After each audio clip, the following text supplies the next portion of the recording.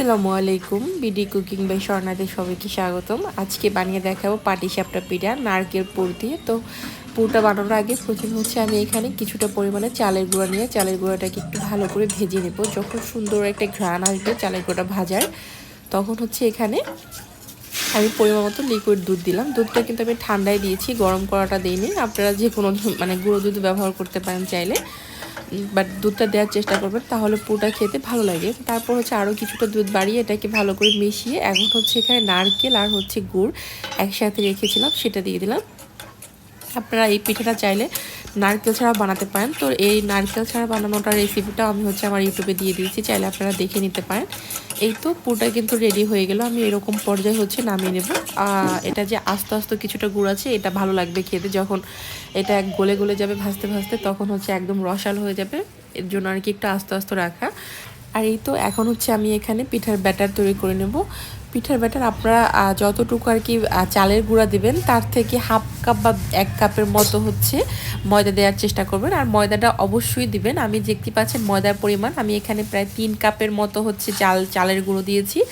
আর half কাপের থেকে একটু বেশি, মানে পুরো 1 কাপের থেকে একটু কম আর কি ময়দা দিয়েছি। তারপর হচ্ছে চিনির পরিমাণটা যদি মিষ্টিটা বেশি পছন্দ করেন বাড়িয়ে দিতে পারেন। আমি এখানে টোটাল 4 কাপের জন্য আমি 1 কাপ, একদম পুরো 1 কাপ আর কি চিনি দিয়েছি। তারপর হচ্ছে স্বাদ মতো লবণ। এখন হচ্ছে এখানে কিছুটা লিকুইড দুধ দিয়ে ভালো করে ব্যাটারটাকে তৈরি করে নেব।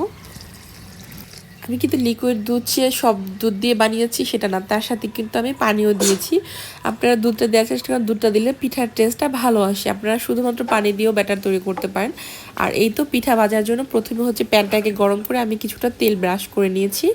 তেলটা ব্রাশ করে নিলে কি হয়, পিঠাটা খুব সহজভাবে আর কি উঠে যায়, আর একদম মানে লেগে যায় না আর কি।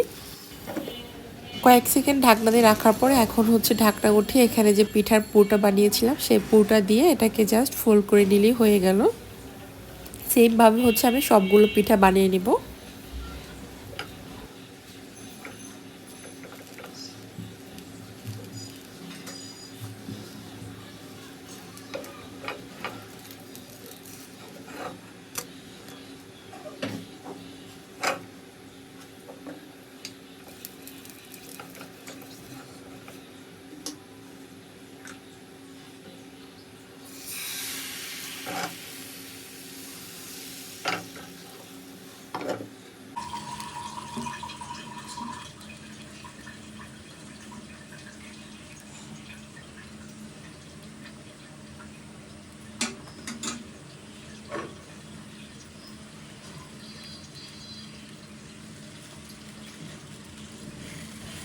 তো দেখতে পাচ্ছেন পিঠাগুলো কত সহজভাবে আর কি উঠে যাচ্ছে।